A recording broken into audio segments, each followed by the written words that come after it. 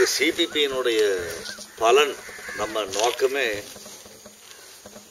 பயிர்களுக்கு உணவு அப்படிங்கிறது மூணாவது கருத்தாக வேணால் வச்சுக்கலாமே தவிர முதல் கருத்து மண்ணை வளப்படுத்துறதுங்கிறத நம்ம எண்ணத்திலிருந்து வெளியே எடுக்கவே வேண்டாம். மண்ணை வளப்படுத்துறதுக்கு உண்டான இது ஒரு பொருள் அப்படிங்கிற எண்ணத்தை நம்ம மனசில் எப்பவுமே பதிய வச்சுக்கோங்க.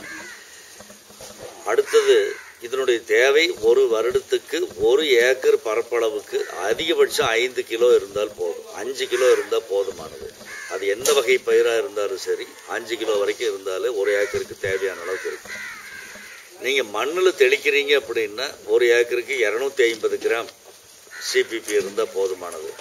அதே பயிரினுடைய வளர்ச்சி பயிரினுடைய தன்மை பொறுத்து 1 கிலோ வரைக்கும் 1 ஏக்கருக்கு தண்ணியில் கலந்து தெளிக்கலாம். மற்ற உரக்கரைசல், அதாவது திரவ உரக்கரைசலோடு சேர்த்து தெளிக்கலாம். தனியாகவும் அந்த கொம்பு சாண உரம் சொல்கிற BD 500ஓட கலந்தும் தெளிக்கும். பயிர் மேலேயும் தெளிக்கலாம், மண்ணிலையும் தெளிக்கலாம். ஆனால் மண்ணில் தெளிக்கும் போது 250 கிராம் இருந்தால் போதுமானது 1 ஏக்கர் பரப்பளவுக்கு.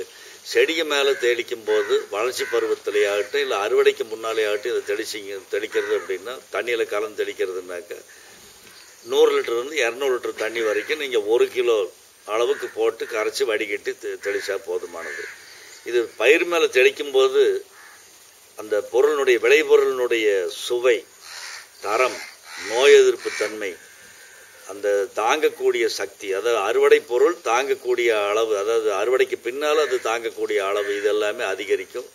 அந்த வாசனை எல்லாமே அதிகரிக்கும். காரணம் என்னென்னா இதிலிருந்து உற்பத்தி ஆகக்கூடிய என்சைம்ஸ், ஹார்மோன்ஸ் அண்ட் மினரல்ஸ் எல்லாம் நம்ம சொல்கிறோம் இல்லையா, அதனுடைய குணம் பயிருக்கு வரும்.